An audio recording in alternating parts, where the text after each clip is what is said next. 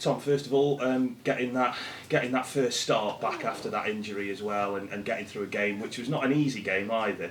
Just tell us how you came through that, how you feel, and where you feel you're up to. I felt really good. I think that's the first time since I've been back from my injury where I've felt really good. I felt full tilt. I wasn't holding back or anything. It was a real good test against them. They're a really, really fit team, a championship team, and we battled while I fought, which we didn't do Saturday, so it was nice to be back like that as a team, because that's what we're all about, but we still didn't win the game, so we are disappointed with that. When you look at games like that against teams that are, were at this level last year and now in the championship, what do you as a group kind of take away from that as to how they play, as how it influences you?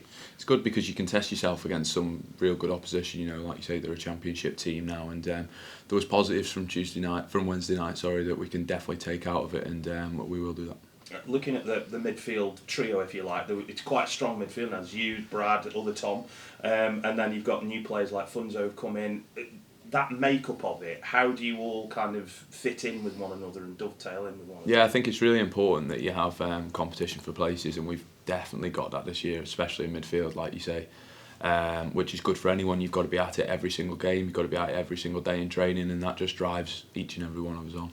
How difficult is it though once you've come back from an injury and you're trying not to do too much too soon, but there's lots of guys in there who are all capable of taking your place? Yeah, it's extremely tough, and I probably struggle with that at first, getting back, and then you think you're just going to sort of take off where you left from, and it doesn't work like that. It takes you a couple of weeks, if not longer, to get up to speed with it. And I was speaking to Prox about it the other day, who's had a few injuries in his career, and he says it's probably the hardest bit. You think you get back and then you're there, but you're not. You get frustrated with yourself because you're making errors you don't usually make, just because you're trying to get back in the swing of things. But I like to think I'm over that now. I'm still not fully there, if you say so, sort of thing.